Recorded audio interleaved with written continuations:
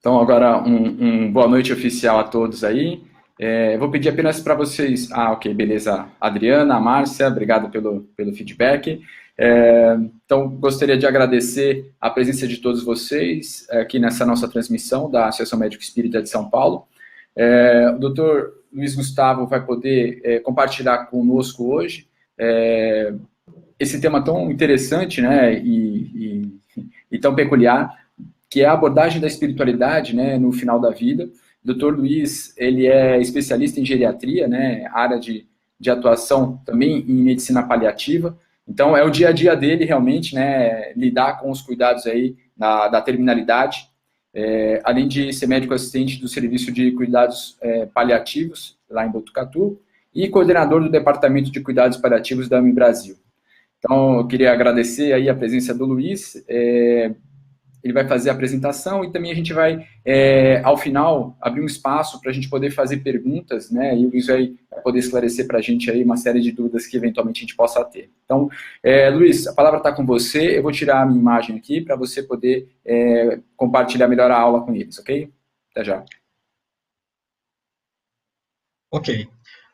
Mais uma vez, muito obrigado, Leandro. Obrigado a todos aqueles que adentraram aqui a sala virtual, para que a gente possa, então, debater um pouquinho sobre esse tema, como abordar a espiritualidade no fim da vida.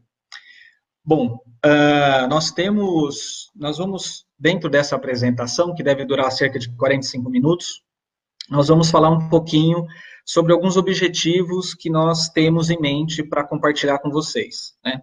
Então, o primeiro deles é de definir o que é espiritualidade, definir o que são cuidados paliativos e os cursos naturais de doenças ameaçadoras da vida.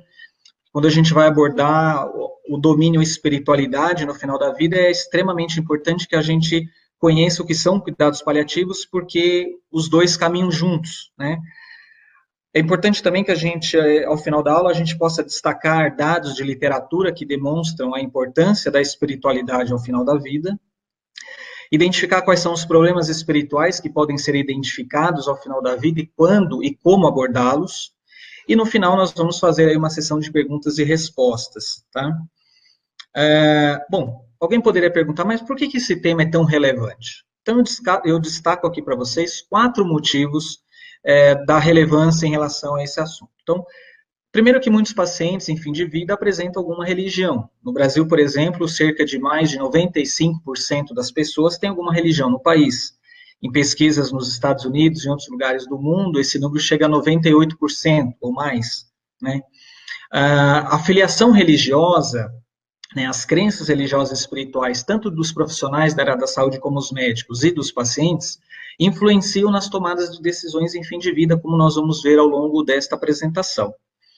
As religiões, as grandes religiões, de forma geral, algumas têm diretrizes em relação à retirada ou limitação de terapias no contexto de fim de vida, né?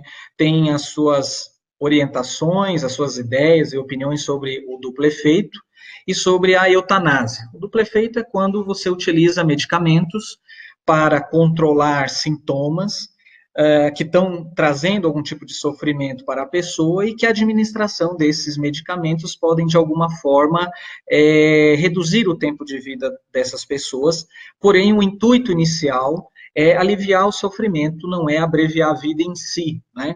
Não, a ideia é você proporcionar o conforto, o alívio do sofrimento. E o duplo efeito é reconhecido, inclusive pela própria Igreja Católica, desde os anos 50, né?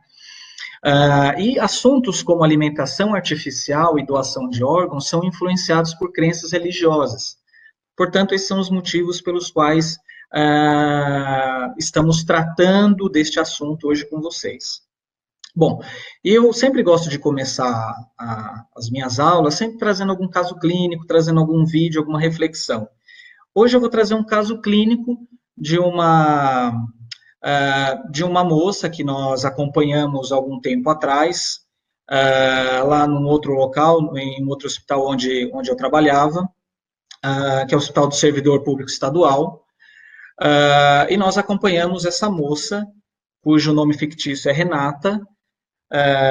Ela tem 34 anos, casada, uma filha evangélica, portadora de um quadro durante a internação de uma obstrução intestinal maligna, secundária a um tumor de Krukenberg, que é um tumor que acomete os ovários, mas a sua sede principal é o tumor de origem gastrointestinal. E ela era uma filha dentre vários irmãos, 6, 7 irmãos. Ela é natural de uma região lá do Nordeste, e ela morava, o esposo e a filha aqui em São Paulo, e a família toda é de lá.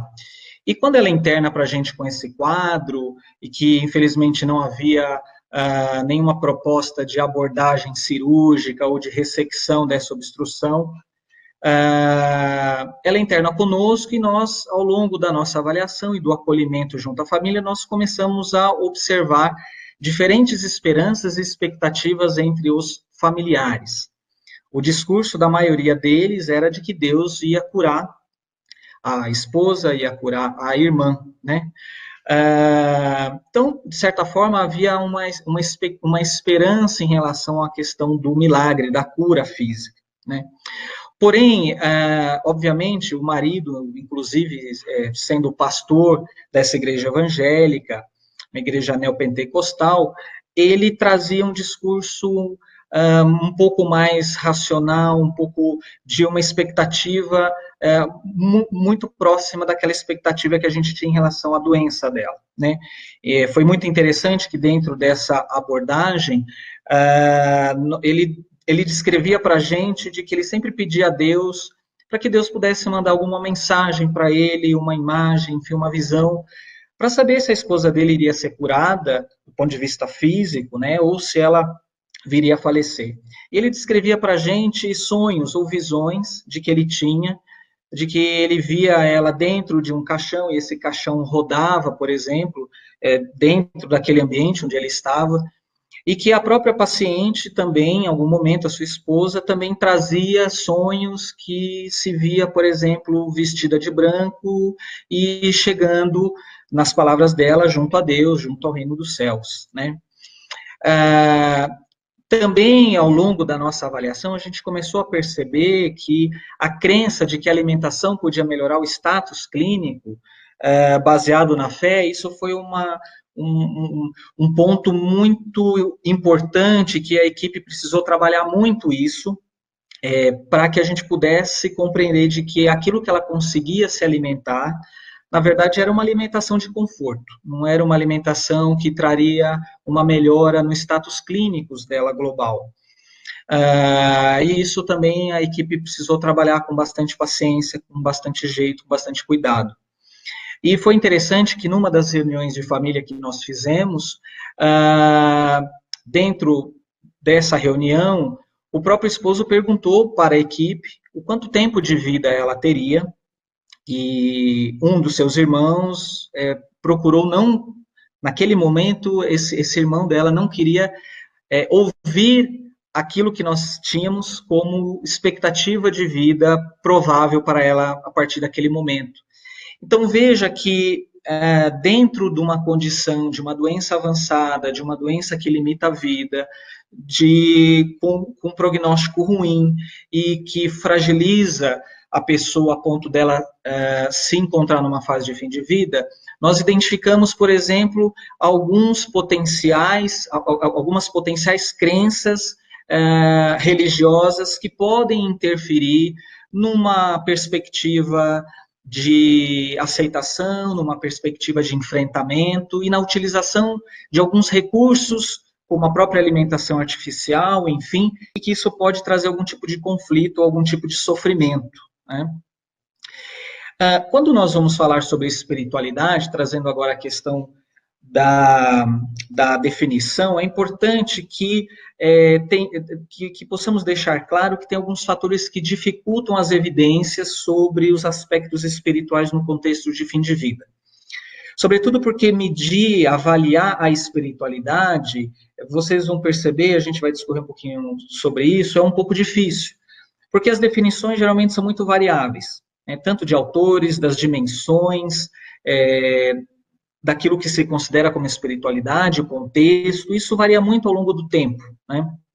E também Outro fator que dificulta as evidências nessa área é que o domínio espiritualidade ainda é pouco explorado no contexto da terminalidade da vida, quando você considera, por exemplo, outros domínios, domínio biopsicossocial.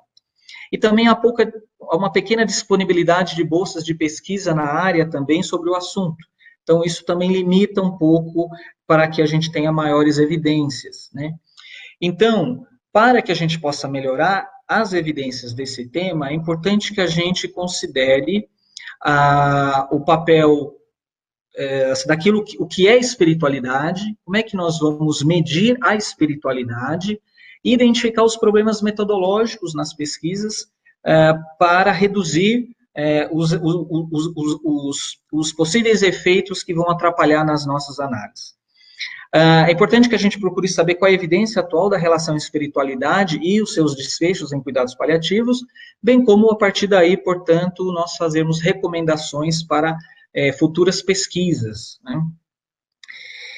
Então, uma das definições que eu gosto muito, que é trazido pela Cristina Puchalski, que é da Universidade George Washington, ela e outros responsáveis, estudiosos na área de espiritualidade, junto à área de cuidados paliativos, eles definem a espiritualidade como um aspecto dinâmico e intrínseco da humanidade, através do qual as pessoas procuram o significado último, o propósito, a transcendência e a experiência do relacionamento consigo mesmo, com a família, com os outros, com a comunidade, com a sociedade, com a natureza e com o significativo, ou com o sagrado.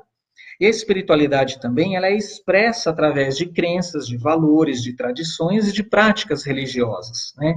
Então vejam vocês que a definição de espiritualidade, ela traz esse aspecto dinâmico, mutável, né? Mas algo que é intrínseco à característica humana e sempre relacionado à questão do significado, do propósito da vida. Mas também tem a experiência de como ela vivencia esse seu propósito junto às diversas dimensões da vida, né? Da relação consigo mesmo e com o outro. E que não necessariamente a espiritualidade vai ser expressa através de alguma religião, né? Também é importante nesse momento que a gente procure compreender que qual é o cenário que nós estamos falando em relação ao domínio espiritualidade. Nós estamos falando de um cenário clínico, onde o objetivo é honrar a individualidade da pessoa, promover conversas, acolher o sofrimento espiritual, capturar a amplitude dessa experiência espiritual, né? Dentro ainda de um cenário clínico, nós temos aí problemas espirituais e preocupações emocionais que muitas vezes eles estão associados, estão relacionados, e quando você aborda um determinado aspecto, por exemplo, emocional, você encontra a expressão do sofrimento espiritual, por exemplo, né? Foi muito interessante essa semana ao avaliar um paciente. Eu perguntei para ele qual era a crença religiosa, ele disse que ele não tinha, e daí eu perguntei, bom, o senhor acredita em algo maior, sagrado, em Deus? E ele começou a chorar. Eu entendi naquele momento que havia talvez um sofrimento espiritual em relação à doença. E em seguida, surpreendentemente, ele trouxe um detalhe que estava afligindo ele, que era o sofrimento social, porque ele não conseguiu adquirir a aposentadoria, e a esposa dele não tinha, e ele, compreendendo que ele está numa fase de fim de vida, ele estava preocupado como é que ficaria a esposa após a morte dele. Então, para vocês verem que muitas vezes, na hora que você vai abordar algum aspecto espiritual, você pode, na verdade, identificar um outro tipo de sofrimento. E no domínio espiritualidade, no campo da pesquisa, é preciso que você tenha conceitos claros, conceitos objetivos, onde as dimensões específicas da espiritualidade, elas devem ser bem articuladas, operacionalizadas, e utilizando, obviamente, medidas adequadas para tal, né? Então, são situações que, quando nós estamos falando em espiritualidade, nós precisamos compreender isso, em que contexto nós estamos falando, tá? Muito bem, seguindo aqui o nosso slide, o Leandro me mandou uma mensagem se eu poderia compartilhar este material em PDF. Sim, claro, não vejo nenhum problema, a gente pode disponibilizar depois, viu, Leandro? Bom, nessa parte agora da aula, vamos Para aqueles que não conhecem, né, o que é o cuidado paliativo, eu penso e assim, acredito que muitos de vocês que estão assistindo a aula ou já ouviu falar, ou trabalham na área, ou nunca ouviram falar. Então, para que a gente possa compreender melhor, cuidado paliativo, a sua definição, ele vem já de algumas décadas e vem passando por mudança em sua definição, né, e a mais atual que a gente tem é a de 2002, né. Então, o cuidado paliativo, ele consiste na abordagem, ou seja, numa modalidade de tratamento, numa modalidade de assistência, né, promovida por uma equipe multidisciplinar, que tem como foco, o objetivo principal, melhorar a qualidade de vida da pessoa, seja ela criança, adulto ou idoso, e de seus familiares, diante de uma doença, quando eles são acometidos de uma doença que ameaça a vida ou de uma condição que limita a vida, né? E isso acontece por meio da prevenção e do alívio do sofrimento, né? Dessa forma, a gente procura identificar precocemente, fazer uma avaliação impecável e identificar sintomas ou problemas de ordem física, como a dor, e outros sintomas físicos, sociais, psicológicos e espirituais, né? Então, é importante que a gente compreenda o cuidado paliativo como uma modalidade de tratamento, que vai acontecer concomitante a outros tipos de tratamento, né? E que quanto mais precocemente você oferecer esse tipo de tratamento, essa modalidade de assistência, melhor vai ser o tratamento, o bom enfrentamento, o controle dos sintomas, as tomadas de decisões, melhorando dessa forma a qualidade de vida da pessoa e da família, e também muitos estudos mostrando que isso melhora, inclusive podendo estar associado com o aumento de sobrevida dessas pessoas, né? Então, é importante destacar que, dentre os princípios do cuidado paliativo, a integração dos aspectos psicológicos e espirituais nos cuidados ao paciente devem estar presentes, né?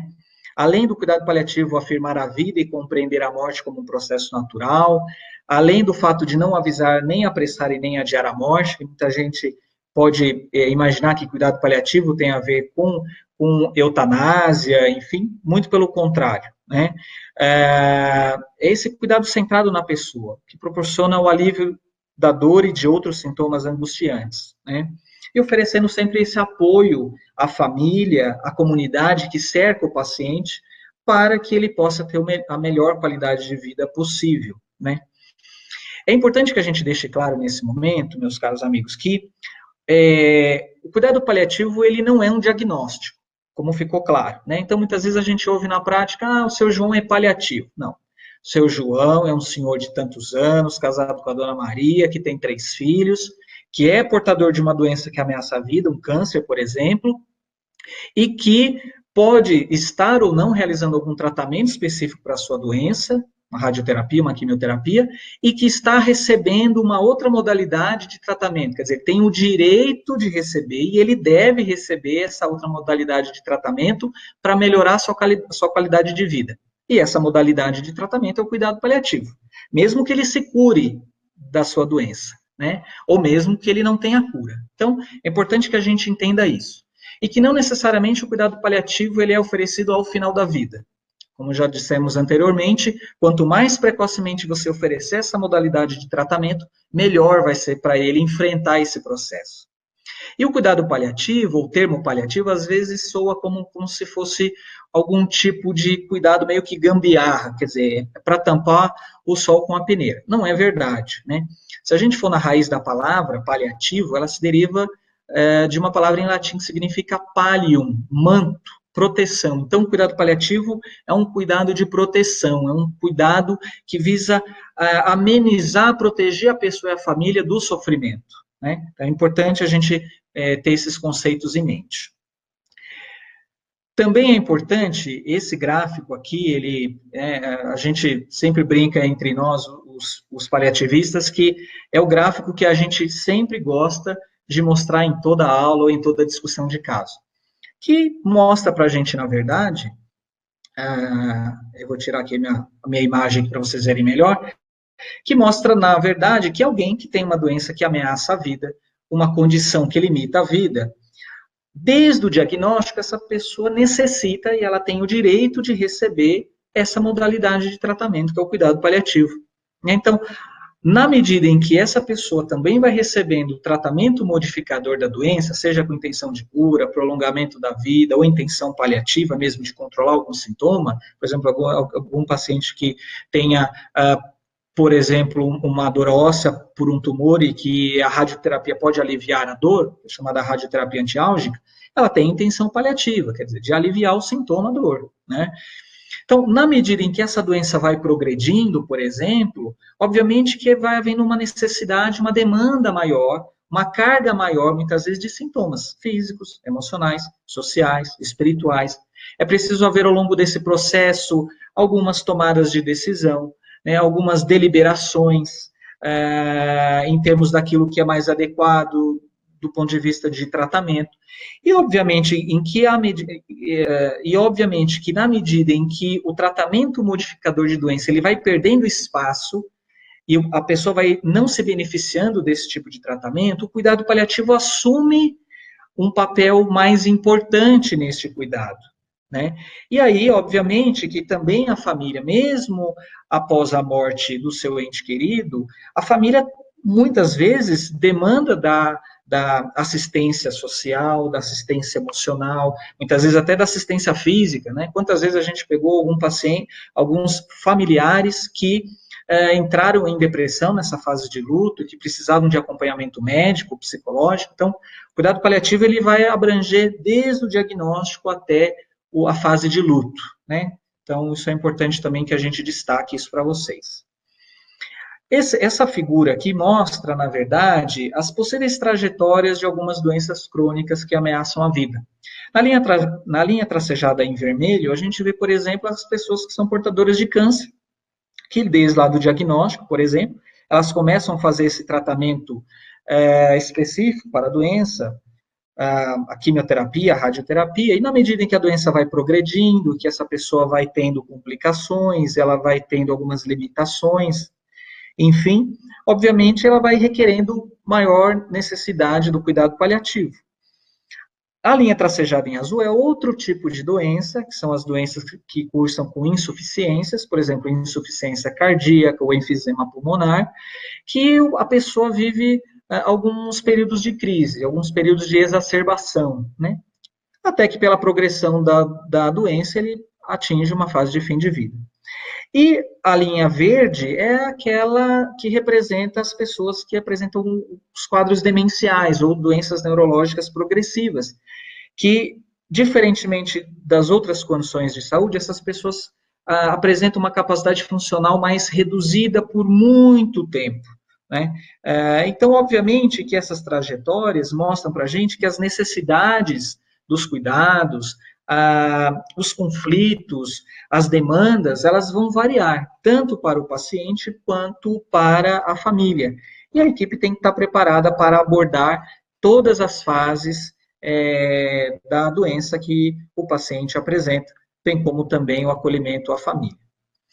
E o cuidado paliativo, portanto, se nós pegarmos os adultos, né, cerca de mais ou menos 20 milhões de pessoas por ano necessitam de cuidados paliativos no final da vida. A maioria são por doenças cardiovasculares, em 38%, seguido por câncer, seguido por doenças pulmonares obstrutivas, HIV/AIDS, insuficiência renal, insuficiência hepática, cirrose, demências, algumas doenças infecto-contagiosas, como a tuberculose multiresistente, o próprio HIV/AIDS, doença de Parkinson e tantas outras condições ou doenças, né? E como já dissemos, o cuidado paliativo ele é oferecido tanto para adultos, para idosos, que geralmente é a maior parte que acaba necessitando do cuidado paliativo pelo próprio envelhecimento da população, pelo número de doenças crônicas, mas também adultos e crianças, né? Também necessitam dos cuidados paliativos. Também é importante a gente destacar a questão do dever ético, e aqui eu trago do ponto de vista médico, que é a resolução do próprio CFM, no Código de Ética Médica, que deixa bem claro que é dever, no capítulo 5, no item Relação com Pacientes e Familiares, que é dever de todo o médico oferecer todos os cuidados paliativos disponíveis, sem empreender ações diagnósticas ou terapêuticas inúteis e obstinadas nos casos de doença incurável e terminal, né? Sempre aí também levando em consideração a vontade do paciente ou a de seu representante legal. Então, nós temos a base, do ponto de vista ético, do ponto de vista de legislação, de que é dever, sim, do profissional da saúde, o médico, oferecer o cuidado paliativo às pessoas que têm alguma doença que ameaça a vida.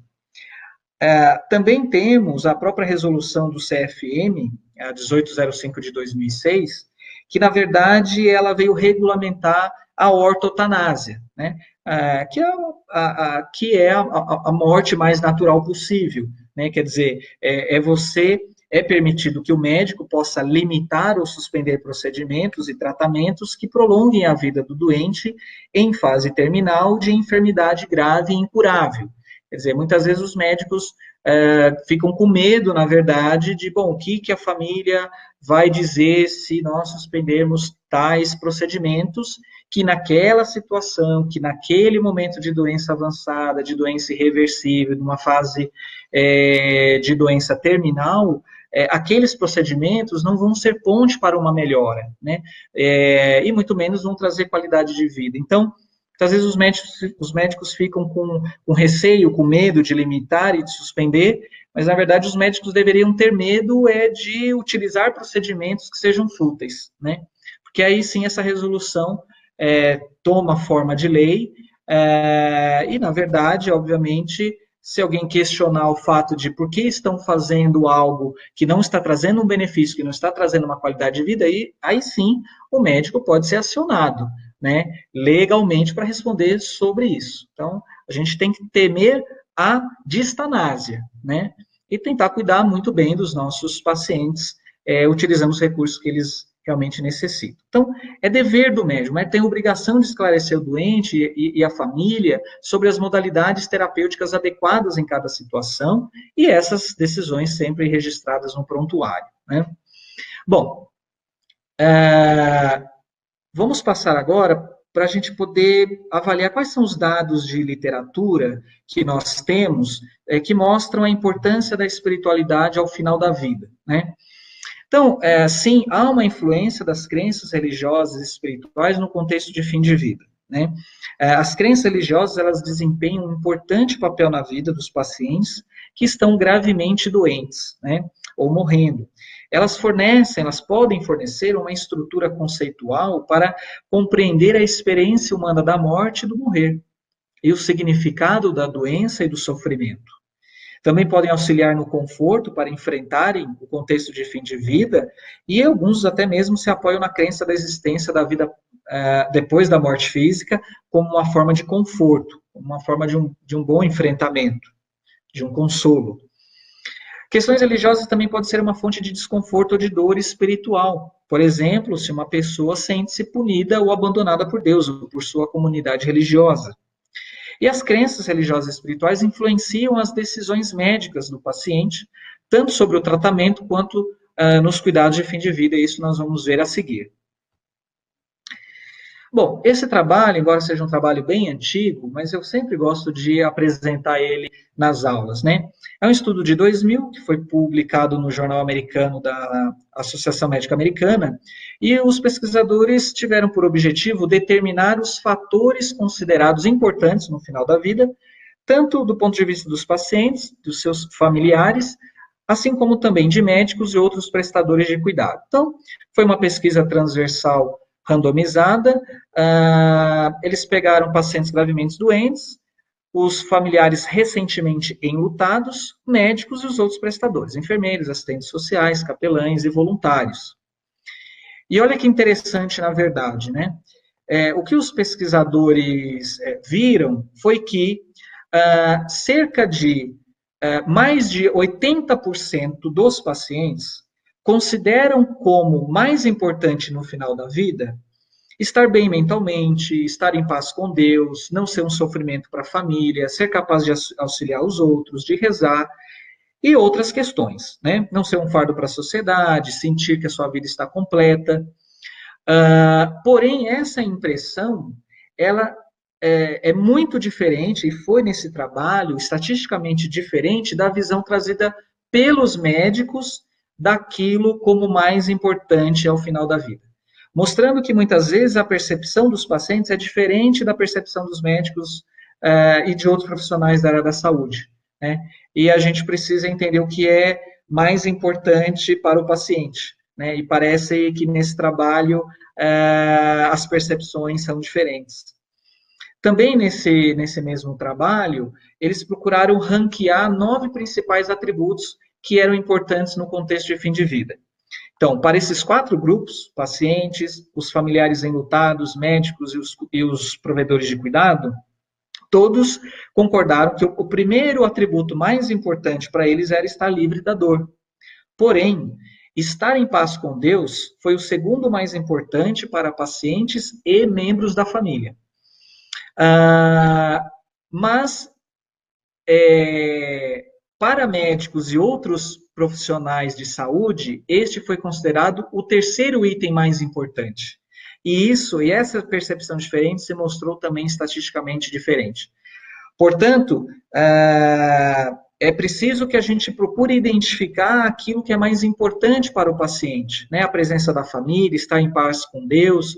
E daí uma avaliação, uma anamnese espiritual, ela é muito prudente para que a gente possa identificar aquilo que é mais importante ou aquilo que está trazendo algum tipo de angústia, né, aos nossos pacientes. Esse é um outro trabalho também, um pouquinho mais recente, que os pesquisadores procuraram determinar se o apoio espiritual das comunidades religiosas influencia os cuidados médicos e a qualidade de vida dos doentes em fase de doença avançada perto da morte. Foi um estudo, uma coorte multicêntrica, cerca de 300 pacientes com câncer avançado, e as entrevistas avaliaram o suporte oferecido pelas comunidades religiosas às necessidades espirituais dos pacientes. E esses cuidados médicos, para saber se esse apoio espiritual das comunidades influenciava os cuidados médicos, eles consideraram esses cuidados que eram oferecidos na última semana de vida. E consideraram o encaminhamento para hospice, que são locais de menor complexidade de atenção, mas onde você consegue oferecer uma qualidade de vida melhor para as pessoas até a própria ocorrência da morte. Foi avaliado também as medidas agressivas, o quanto essas pessoas foram submetidas a medidas agressivas nessa última semana de vida, tanto do ponto de vista de ressuscitação cardiopulmonar, a submetê-los à ventilação mecânica, a presença desses pacientes em UTI ou a morte em UTI. E olha que interessantes os resultados. Eles observaram que dos pacientes que relataram alto apoio espiritual das comunidades religiosas, e essa taxa foi de 43%, essas pessoas que receberam alto apoio espiritual foram aquelas que menos, foram as que menos receberam cuidados de hospice, foram as que receberam mais medidas agressivas e foram as que mais morreram na UTI, né? Vou tirar minha imagem daqui para a gente poder ver melhor. Voltando aqui, isso. Bom, e o risco de receber cuidados agressivos no contexto de fim de vida e as mortes em UTI foram maiores entre aqueles com alto enfrentamento religioso, aqueles que se diziam que tinham que utilizavam de suas crenças religiosas para um melhor enfrentamento. E também aqueles que receberam mais cuidados agressivos foram aqueles de algumas minorias étnicas, como os negros. E aí eles observaram também o seguinte, que entre os pacientes que eram bem apoiados por comunidades religiosas, mas que recebiam um apoio espiritual pela equipe assistente que cuidavam dessas pessoas, o fato de receber esse apoio espiritual pela equipe médica, pela equipe de saúde, foram aqueles que utilizaram maior o hospice, tiveram menos intervenções agressivas e morreram menos na UTI. E também, quando as equipes tiveram discussões de cuidados de fim de vida junto aos pacientes e aos familiares, estes foram associados a menos intervenções agressivas. Portanto, isso mostra para a gente que o fato de receber apoio da comunidade religiosa, o fato de utilizar as crenças religiosas de uma maneira positiva, não necessariamente, talvez na nossa cabeça, a gente acha que talvez esses pacientes receberiam menos tratamentos agressivos ao final da vida. E neste trabalho, o que os pesquisadores viram é que aconteceu, teoricamente, o contrário daquilo que a gente imaginava, vamos colocar assim, né? Esse é um outro trabalho também que mostra para a gente o quanto as crenças religiosas influenciam nas decisões médicas. Então, o objetivo foi conhecer quais os principais fatores que influenciariam na decisão do tratamento. Então, eles pegaram 100 pacientes com câncer avançado de pulmão, seus cuidadores e 253 médicos oncologistas, né? E aí, o que os pesquisadores encontraram? Eles perguntaram, então, dentre esses 7 fatores ranqueados, qual era o que era considerado como mais importante para uma tomada de decisão, de aceitar o tratamento ou de não aceitar o tratamento, por exemplo. Então, todos, tanto para pacientes, familiares e médicos, o primeiro item mais importante para eles nas tomadas de decisões é a capacidade ou habilidade do tratamento em curar a doença. Porém, a fé em Deus foi o segundo fator mais importante considerado para a tomada de decisões para os pacientes e familiares. E foi apenas o 7º fator ranqueado para os médicos, mostrando para a gente também essa diferença de percepção daquilo que vai auxiliar numa tomada de decisão. Então, isso justifica para a gente o quão é importante nós conhecermos as crenças religiosas do paciente, para que a gente possa entender o que pode motivar algumas tomadas de decisões, né?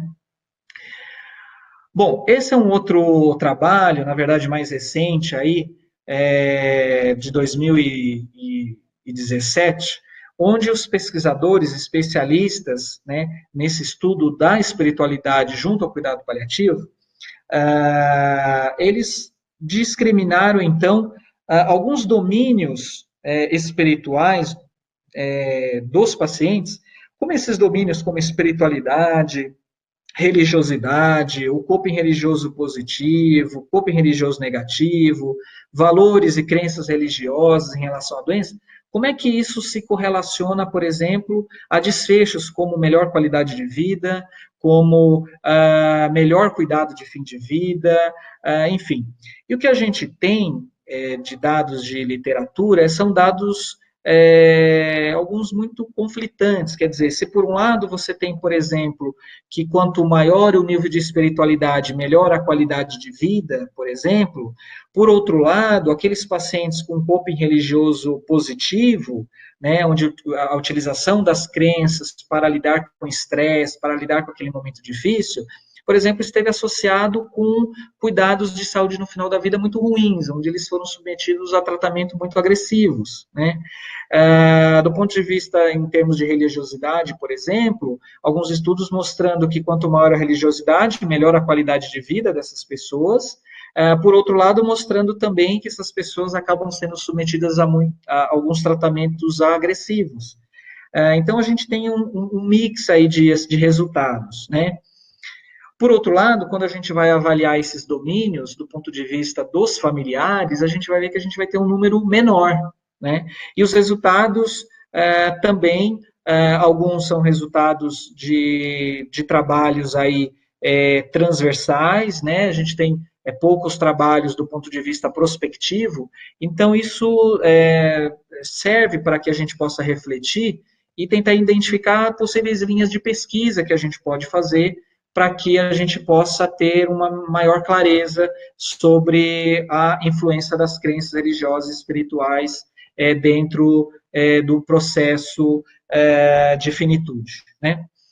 Então, é importante também destacar que as grandes religiões podem ter as suas percepções, as suas visões em relação à limitação e retirada da terapia de sustentação de vida, né? Do alívio da dor, da morte cerebral, do fornecimento da nutrição artificial, por exemplo, para pacientes em estado vegetativo persistente. Portanto, dentro da formação do profissional de saúde, dentro da prática clínica, é importante que a gente possa aprender um pouco mais sobre as religiões, né? Isso é extremamente importante, por exemplo, em ambiente de UTI, né, onde a gente convive com isso com muita frequência, com limitação, com retirada de terapia de sustentação de vida, com a questão da morte cerebral, enfim, né? Então, isso tem aumentado cada vez mais, né, dado ao fato de que muitas pessoas têm utilizado cada vez mais as unidades de terapia intensiva, né?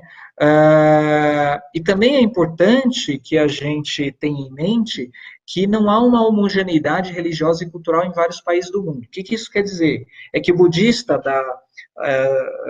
da região do Oriente, não necessariamente ele tem o mesmo ponto de vista em relação a esses dilemas na prática do que um budista aqui no Brasil, do que um budista americano, né? Então, a gente precisa contextualizar qual a religião e em que cultura essas crenças estão inseridas. Isso também é uma coisa importante até em termos de pesquisa também, né? E aí, bom, quais são os problemas espirituais e quando e como abordá-los, né? Como a gente pode fazer isso? Como é que a gente pode identificar e como a gente vai identificar isso, né? Então, eu acho que no nosso dia a dia, nós estamos, e sobretudo, né, para quem trabalha na área de cuidado paliativo, a gente sempre está lidando com esperanças e expectativas, seja da pessoa enferma, seja do seu familiar, seja de um amigo, de um membro da comunidade religiosa que aquele paciente faz parte, seja as esperanças e expectativas também da própria equipe de saúde que está cuidando dessa pessoa, né? E eu vejo que a esperança, na verdade, ela é algo muito mais subjetivo, ela é algo que tem muito mais a ver com as crenças, com os valores, e que muitas vezes o medo, o medo, a solidão, enfim, quer dizer, a fé, ela vai estar por trás desse contexto, né? Já as expectativas é algo um pouco mais palpável, algo um pouco mais prognosticável, algo que tem a ver muito mais com a racionalidade em termos da evolução da doença, né? Portanto, o profissional da área da saúde, ao lidar com pessoas com doenças que ameaçam a vida, ele precisa ser capacitado para lidar com essas esperanças, para não pré-julgar, para tentar identificar o que está por trás dessas esperanças e como é que nós vamos trabalhando com as expectativas, né, que tem a ver com essa questão técnica, que tem a ver também com as tomadas de decisão, com aquilo que, baseado nos valores, nas crenças, aquilo também que o paciente pensa que é mais adequado para ele naquele contexto. Portanto, a gente precisa sempre trabalhar com a esperança pelo melhor, do cuidado a ser oferecido e ir preparando com muito jeito, com muita técnica, com uma equipe realmente por trás, para ir preparando o paciente, a família, para aquilo que pode ser pior, e para eles o pior pode ser a morte, né? E o conceito de milagre, muitas vezes, ele pode expressar uma multidão de esperanças, de medos e compromissos religiosos, né? Então, por exemplo, naquele caso clínico que nós trouxemos lá no início da aula, nós vimos, na verdade, que havia ali um pastor, que era o esposo lá da Renata, que os seus irmãos, quer dizer, os irmãos da paciente também tinham as suas crenças e estavam se utilizando das suas crenças, dos seus valores, para tentar enfrentar da melhor forma possível aquela situação, né? Não dá para a gente afirmar que aquilo seja certo ou errado, né? A gente tem que sair um pouco desse campo do pré-julgamento. E o nosso papel é acolher, né? É fazer o acolhimento. Por mais que essas crenças ou essas posturas possam ser diferentes da nossa forma de pensar, da nossa forma de agir, mas nós estamos aqui para acolher, para amparar, né? Se a gente identifica um problema espiritual, que a gente possa encaminhar, né? E nós vamos trabalhando com as esperanças e com as expectativas, né? É importante que a gente tenha isso em mente também. Também é importante eu destacar para vocês que muitas vezes é difícil diferenciar o sofrimento espiritual, o existencial e o psicológico. Por quê? Porque muitas vezes o sofrimento espiritual ele também pode se apresentar clinicamente como um sentimento de raiva, de baixa autoestima, de dor incontrolável e outros sintomas, né, da dimensão biopsicossocial. né? Então, muitas vezes, é difícil a gente poder diferenciar aquilo que é um sofrimento espiritual de um sofrimento psicológico, por exemplo. É por isso que você tem que ter uma equipe, né, para a gente conseguir lidar com isso da melhor forma possível. E o integrante religioso, dentro dessa equipe, o capelão, ele é extremamente importante, né? Eu sempre digo que, dentre os 6 anos em um serviço que eu trabalhei, a gente tinha os integrantes da capelania evangélica que prestavam a assistência de maneira mais ostensiva, né, praticamente todos os dias, né, e foi fenomenal observar o jeito, o tato, a qualidade do atendimento, da assistência espiritual prestada assim, por essas pessoas e que sabiam lidar muito bem com as crenças dos pacientes, sem impor seu ponto de vista religioso, né? Aquela questão da proteção, né, ali do sofrimento, ali da angústia. Então, isso é muito importante. E tomara que as diversas capelanias que existem no país, enfim, tenham essa noção, esse aprendizado, né? Isso é muito importante. Bom, aqui, só para mostrar para vocês, na verdade, algumas categorias de sofrimento espiritual que a gente pode encontrar, né?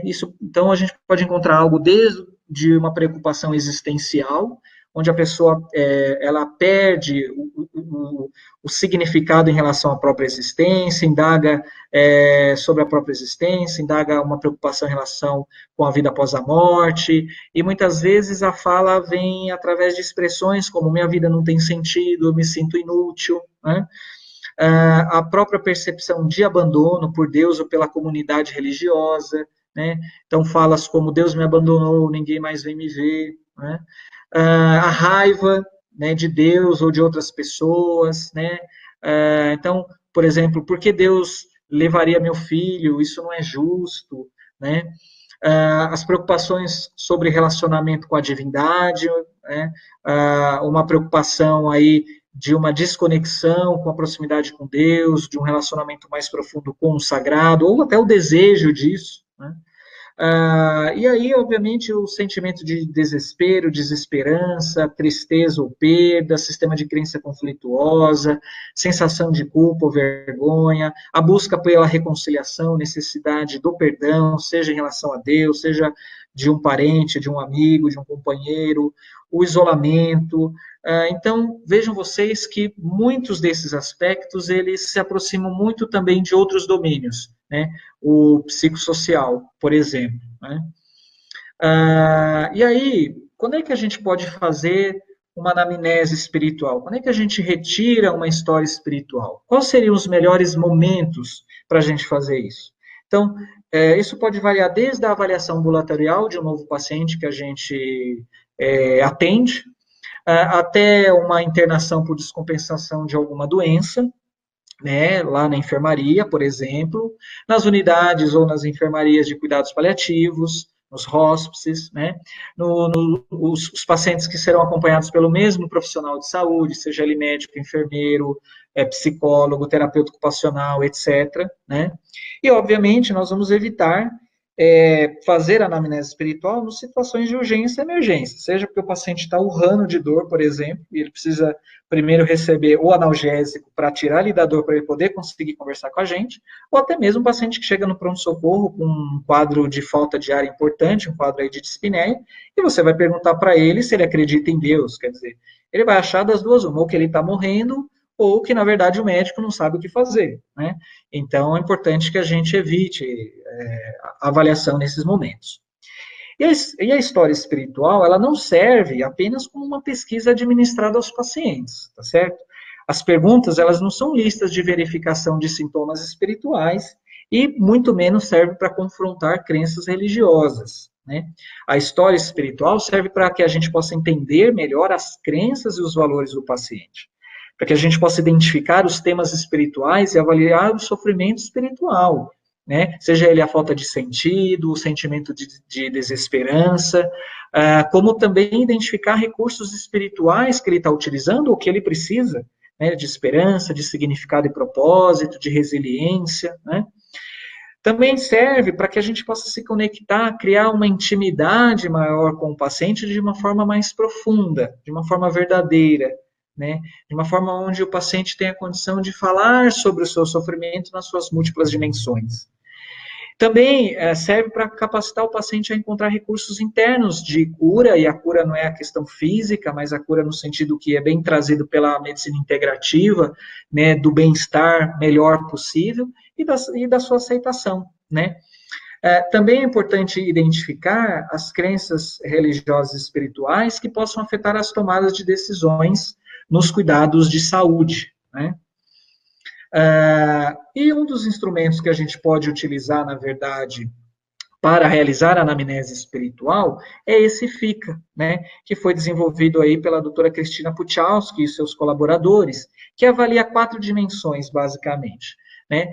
Primeiro, se a questão da fé e da crença, se a pessoa se considera religioso ou espiritualizado, se ela tem crenças religiosas e espirituais que ajudam ela a lidar com os problemas, com esse momento que ela está vivenciando. Se ela não tem crenças espirituais religiosas que ajudam a lidar com esses problemas, com essa situação atual, o que dá significado na vida para ela? Né? Lembrar que a espiritualidade tem a ver com sentido, com significado, com experiência consigo mesmo, com o semelhante. Né? O outro domínio é a importância ou a influência que a crença religiosa tem na vida da pessoa. Né? As crenças ou a fé religiosa já influenciaram a pessoa a lidar com o estresse ou com os problemas de saúde? Né? De alguma forma, essa crença específica pode afetar decisões médicas no seu tratamento? Né? A outra dimensão é a comunidade, quer dizer, será que a pessoa faz parte de alguma comunidade religiosa espiritual? Essa comunidade dá suporte a essa pessoa? Existe algum grupo de pessoas que a pessoa simpatiza muito, realmente ama, ou que seja importante para ela, para que a gente possa trazer, para que a gente possa acolher, para que a gente possa abordar essas pessoas, por exemplo? Né?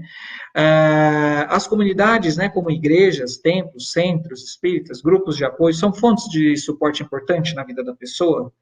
Né? Eu lembro assim, de uma vez que eu estava com um grupo de residentes numa liga de espiritualidade, e os alunos foram entrevistar uma menina que tinha anemia falciforme, né? E foi muito interessante, na verdade, que uma das coisas que, quando eles aplicaram o FICA, ficou claro na anamnese espiritual que a menina, que era evangélica, ela sentia muita falta, quando ela internava por conta de crise de falsização, que ela sentia falta da comunidade religiosa que pudesse vir orar com ela, que pudesse fazer um acolhimento, né? Então, vejam que se a gente souber perguntar, nós vamos ter a chance maior de tirar, de identificar algumas questões que estão trazendo algum tipo de angústia ou de sofrimento. E o outro domínio é a apropriação no tratamento, quer dizer, como é que a pessoa gostaria que o médico ou o profissional da área da saúde considerasse a questão da religiosidade e da espiritualidade no tratamento? Tem alguma coisa que ele precisa saber sobre isso? Né, que ele quer falar sobre isso? Que ele tem medo, ou que a partir daquela crença que ele tem, ele não quer ser submetido a algum tratamento, ou que ele deseja ser submetido baseado na crença religiosa? E a partir daí, então, a gente vai avaliando caso a caso, e a gente vai remetendo, a gente vai indicando algum líder religioso, algum líder espiritual para o acompanhamento em conjunto. Para os pacientes não religiosos, o profissional deve perguntar como o paciente lida com a doença, né? O que dá significado ou propósito à sua vida? Porque não vai ser a crença religiosa, não vai ser o fato de assistir um programa religioso, não vai ser o fato de fazer prece, não vai ser o fato de ir na igreja, é que aquilo tem auxiliado ele a lidar com a doença, né? Mas pode ser outras questões, a música, as artes, né? A leitura, o convívio com os amigos, a possibilidade dele se manter o mais ativo possível, realizando a sua atividade profissional. Talvez é isso que dê significado ou propósito à vida, né? É importante também a gente tentar identificar quais crenças culturais podem ter impacto na doença da pessoa, né? E quais os recursos sociais estão disponíveis para apoiá-lo em casa, né? Então, por isso esse trabalho de equipe é extremamente importante para a gente avaliar cada uma dessas dimensões.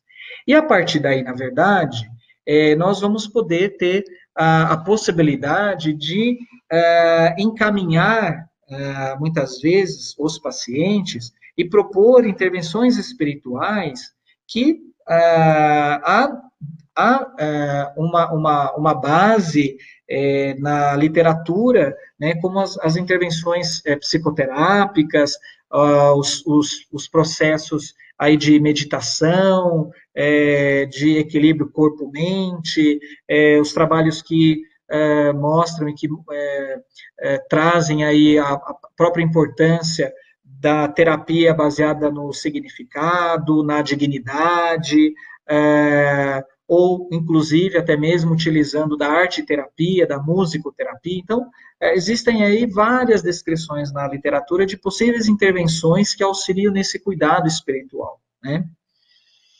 E aí, para a gente terminar e para a gente entrar agora nesse campo das perguntas e respostas aí, para a gente poder trocar algumas figurinhas aqui na sala, eu queria deixar essa frase da Cicely Saunders, que é considerada a mãe do movimento hospice moderno, do cuidado paliativo moderno, né? Onde ela dizia, aos 40 anos, ela se gradua em medicina, ela foi assistente social, foi enfermeira, começou a ter atuação junto a pessoas aí que estavam no final de vida, muitos deles eram pacientes portadores de câncer, né? E ela foi que cunhou o termo dor total, né? Quer dizer, aquela dor física que ela pode ser potencializada ou agravada pelo componente emocional, social e espiritual. E ela dizia que onde há uma sensação desolada da falta de sentido pela pessoa no final da vida, aí encontramos a essência da dor espiritual, né? Essa falta de sentido, essa falta de significado, essa desesperança última, se assim pudéssemos dizer, né? Então, se a gente quer tentar identificar o sofrimento espiritual, a gente vai ser muito mais assertivo se a gente procurar identificar se há uma falta de sentido, né? Se há uma falta de desesperança, e aí sim a gente tentar oferecer o melhor tratamento, a melhor abordagem para essa pessoa e para a sua família, tá certo? Bom, acho que agora, Leandro, a gente pode deixar aí os nossos amigos à vontade para fazer perguntas e respostas, e você pode aí conduzir o chat, enfim, a gente vai respondendo por aqui, tá certo? Muito obrigado aí a todos.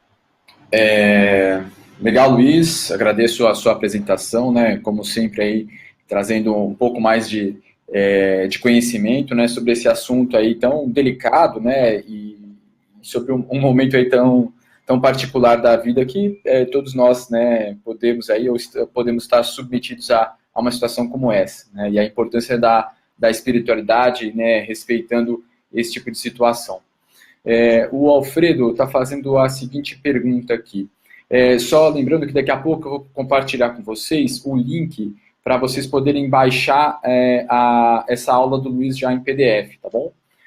O Alfredo está fazendo a seguinte pergunta. Luiz, se quiser deixar de compartilhar a tela e ficar só com as imagens de nós dois, acho que fica mais fácil para o pessoal agora. Deixa eu ver como é que eu faço isso aqui. Deixa eu faço aqui então. O Alfredo está perguntando o seguinte. O dizer sobre determinado grupo religioso não permitir a transfusão de sangue ao paciente, de que forma é a atuação? A questão da doação de sangue, talvez ele se refira à questão dos testemunhos de Jeová, né? Obviamente que, do ponto de vista ético, legal, do ponto de vista da validação médica, né? Em casos de urgência, emergência, onde muitas vezes o paciente não tem a condição de verbalizar, embora tenha verbalizado isso previamente, há uma tendência, sim, hoje, de nós procedermos a essa ação de realizar a transfusão, porque a gente considera que é um risco iminente de morte, né? Diferentemente se ele tiver uma doença avançada, uma doença que limita a vida, e que, obviamente, a transfusão não traria um benefício, não traria um conforto para ele e que não serviria de ponte para uma melhora, para uma recuperação, né? Mas, obviamente, que é uma questão ainda muito delicada no nosso país, no nosso meio, E eu acho que a questão, além dessa situação emergencial, de risco iminente ali de morte, eu acho que a compreensão desses valores, desse respeito, de compreender, enfim, algumas outras situações que extrapolam essa situação de urgência e emergência, né? Mas o Legal. Conselho Federal de Medicina tem deixado isso bem claro, que é dever, né, que pode ser o dever do médico realmente de proceder a essa ação. A Roseli Cerdeira está fazendo a seguinte pergunta. Como são formadas as equipes médicas que irão aplicar os cuidados paliativos no paciente? Como se identifica as necessidades desse paciente? E se é necessário psicólogos, trabalhadores religiosos, etc., como é que é composta essa equipe, né? Obrigado, Roseli, pela sua pergunta. Olha, obviamente que a formação dessas equipes vai depender de uma série de questões, né? Obviamente que você precisa entender que cada serviço, cada local onde você trabalha, você talvez vai começar de forma diferente, quer dizer, em um hospital universitário, onde você já tinha uma equipe interconsultora, que você tem um ambulatório, que você consiga ampliar para um atendimento domiciliar, poxa, é aquilo que o paliativista adora, quer dizer, você tem esses 3 ramos de assistência. Por outro lado, muitas vezes quando você está começando uma equipe, você precisa entender aonde você está. Se você está dentro de um hospital, talvez iniciar com um grupo interconsultor, onde tenha ao menos a figura do médico e do enfermeiro, aliado com o psicólogo, e aí você vai agregando outras pessoas para compor sua equipe. Obviamente isso vai ser muito interessante, talvez seja um caminho para você formar essa equipe. Mas, idealmente, sim, é extremamente importante que o cuidado paliativo seja prestado por uma equipe, né? A gente sempre diz para os residentes ou para os outros colegas, quer dizer, não é eu-equipe, é equipe, né? Então, equipe, todos os outros profissionais das diversas áreas que vão contribuir com o seu conhecimento para a gente poder oferecer uma melhor assistência às pessoas e suas famílias, né? Legal. A Márcia está falando aqui, né, comentando que o Procer, né, lá do IPQ, lá na Faculdade de Medicina da USP, tem uma anamnese espiritual própria, né, se nós conhecemos. Sim. Sim. Inclusive, né, alguns colegas nossos aí, né, participaram da elaboração dessa ferramenta, né, e é muito bacana a gente observar cada vez mais das universidades estudando, buscando aprimorar ferramentas que possam, né, porque a gente tem que também, acho que fazer um paralelo, né, e distinguir o que é uma ferramenta de pesquisa, não é? E o que é uma ferramenta prática para a gente realmente atuar junto ao paciente, né? Então, a gente vê em alguns trabalhos científicos uma série de interrogatórios, né, ou formulários, mas que tem uma visão ali muito mais de você fazer uma investigação, né, sobre a espiritualidade para poder mensurar aquilo, do que propriamente dito uma anamnese para você fazer a abordagem ou identificar as necessidades dos pacientes, né? Com certeza, Leandro.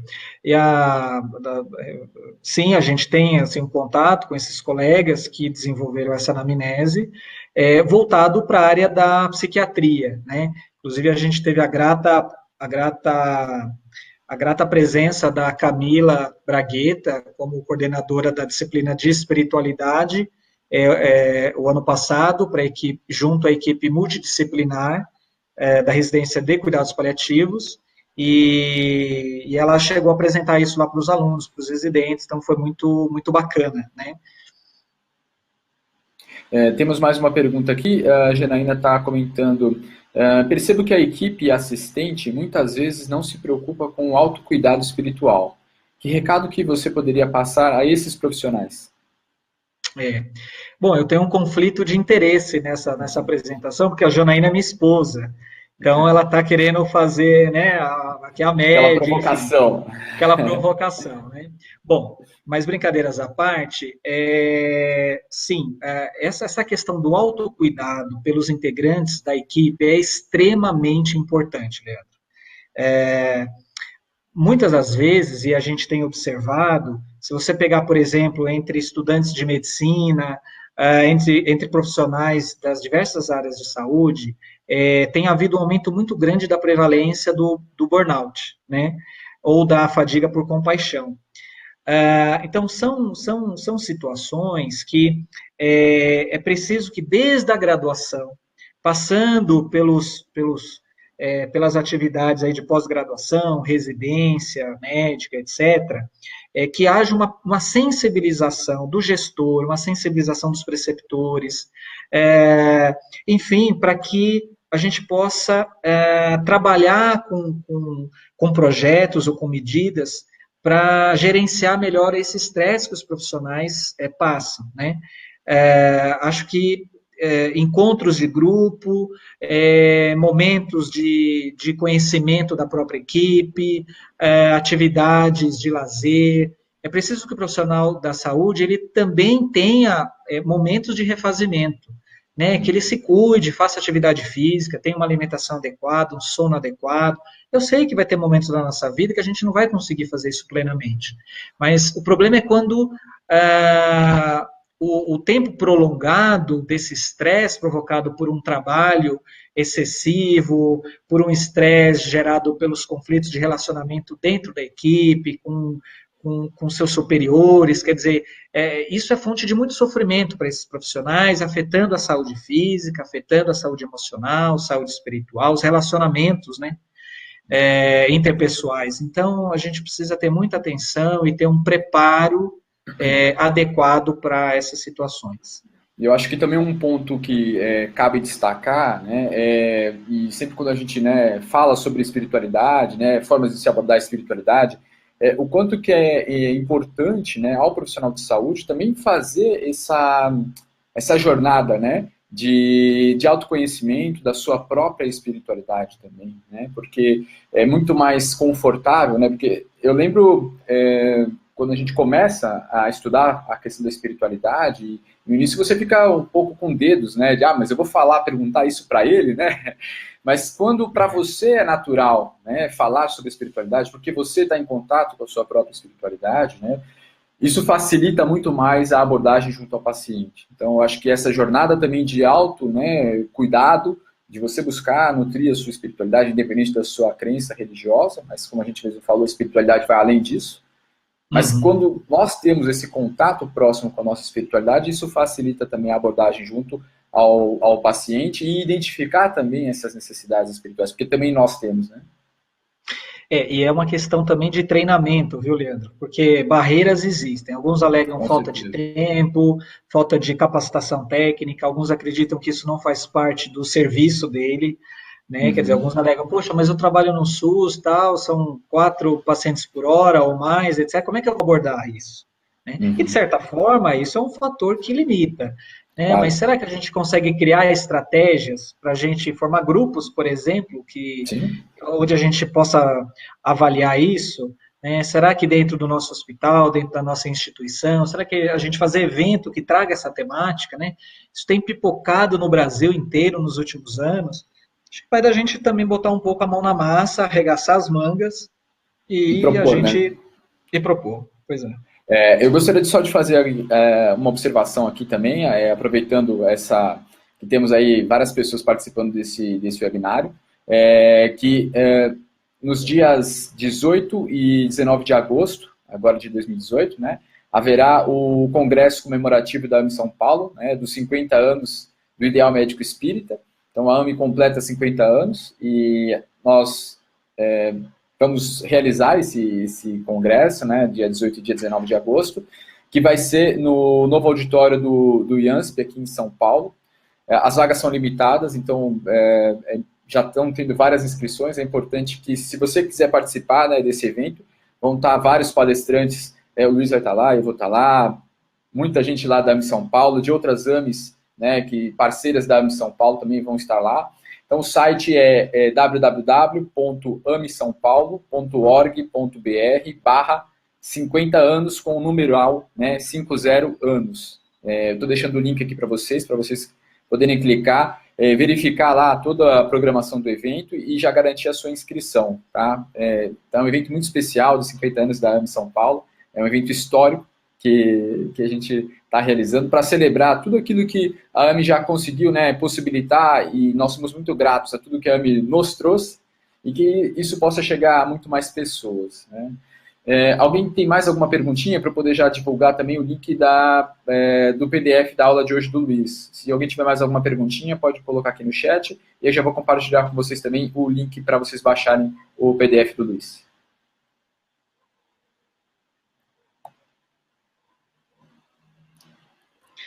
Leandro, a gente só precisa tirar aquela foto antes de mandar o PDF, a foto lá da paciente, Sim. que tem uma imagem, aquilo a gente precisa Tá. retirar, tá bom? Eu acho que eu até já retirei aqui. Deixa eu só verificar se realmente está sem, e eu já compartilho com vocês aqui. Isso.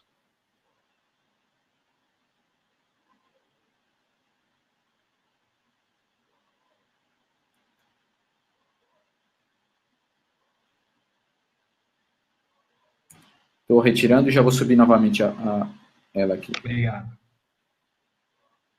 Alguma outra pergunta dos nossos amigos da sala virtual? Estamos à disposição. Vamos aproveitar esses momentos para a gente tirar as dúvidas, enfim. Agradeço muito, Leandro, pelo convite, mais uma vez agradecendo ao Dr. Fábio Nazari, Dr. Marcelo Sade, pela iniciativa de vocês, né, já era uma iniciativa sendo pensada e elaborada há muito tempo, e eu acho que isso é a concretização desse esforço, desse carinho, né, onde a gente pode, de maneira singela, humilde, sincera, trazer, na verdade, um pouco da nossa experiência, do nosso conhecimento, para a gente compartilhar e, quem sabe, isso ajudar as pessoas onde elas moram, onde elas trabalham, para que possam se dedicarem mais a esse tema e verem o quanto esse aspecto da espiritualidade é um fator fundamental na vida e na prática clínica nossa, né, e dos nossos pacientes. Tá bom? Muito obrigado. E também deixar, né, um aviso, né, a todos que essa é uma iniciativa que a AME São Paulo, como o Luiz bem colocou aqui, a gente vem, né, construindo essa possibilidade já há algum tempo, e poder materializá-la agora, né, para nós é um passo bastante importante, e até a gente gostaria de saber de vocês, o que vocês acham dessa iniciativa, se é algo que vocês acham que vale a pena, né? A nossa intenção é que realmente isso permaneça, né, que venha para ficar mesmo, essa possibilidade de compartilhar aqui com vocês um pouco do que os vários membros aí da AME São Paulo vêm estudando e vêm se dedicando ao longo da sua formação. Aproveitando, vou fazer apoiadíssimo, legal. Alfredo fez uma pergunta aqui. Quando é dispensado os cuidados paliativos, o período de luto dos cuidadores podem diminuir? Sim, quando você oferece o cuidado paliativo, tanto para o paciente quanto para a família, isso ajuda em diversos domínios, né? Seja do controle, por exemplo, da depressão, na melhora da qualidade de vida, e alguns estudos mostrando para o paciente a questão de maior tempo de sobrevida, porque o paciente deixa de ser submetido muitas vezes a tratamentos agressivos e que poderiam até mesmo abreviar a vida. Na fase do luto, também da mesma forma, embora a gente não tenha muitos estudos, alguns, mas sim, todo o suporte recebido pelos familiares enlutados nessa fase é extremamente importante, né? Porque, por exemplo, aquele pai de família que faleceu e ele era ali o esteio da família, e a esposa não tinha nenhuma atividade profissional e deixa filhos pequenos, e aí? Como é que vai ser a condição social dessa família? Como é que vai ser a condição emocional? E isso é muito frequente. Muito, muito frequente. Então, realmente, dar esse amparo, acompanhar essas famílias na fase do luto por um período, dentro daquilo que o serviço se propõe, que tenha disponibilidade, isso é muito importante. E Se você não consegue dar esse acompanhamento por muito tempo, você consiga depois também encaminhar para outros profissionais para que ele possa receber esse acompanhamento. Eu acabei de compartilhar aqui, então, o link para vocês poderem baixar a aula de hoje, né? E uma última pergunta aqui, para a gente não prolongar muito mais, a Adriana fala o seguinte: falar sobre espiritualidade nos aproxima do paciente e abre portas para um relacionamento de confiança e de esperança. Obrigado por compartilhar esses conhecimentos. A gente que agradece a oportunidade, Adriana. Obrigado, Adriana, pelo seu carinho, pela sua presença hoje aí na aula. Isso só reforça, né, que a gente precisa continuar trabalhando nessa temática, levar o conceito da comunidade e de vários profissionais da área da saúde, a importância do cuidado paliativo e dessa abordagem multidimensional que nós realizamos com os pacientes que são portadores de alguma doença que limita ou ameaça a vida. Bom, chegamos ao fim aí da nossa transmissão de hoje.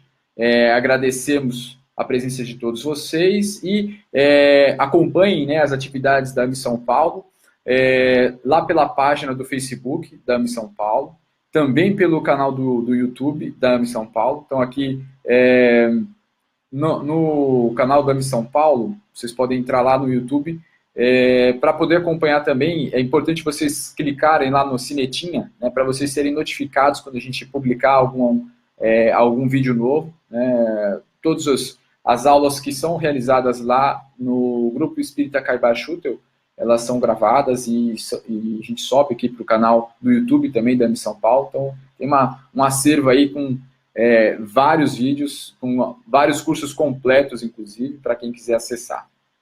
Então é isso. Mais uma vez, obrigado, Luiz. Agradeço aí a presença de todos e até a nossa próxima transmissão, pessoal. Até mais. Tchau, tchau. Tchau, tchau.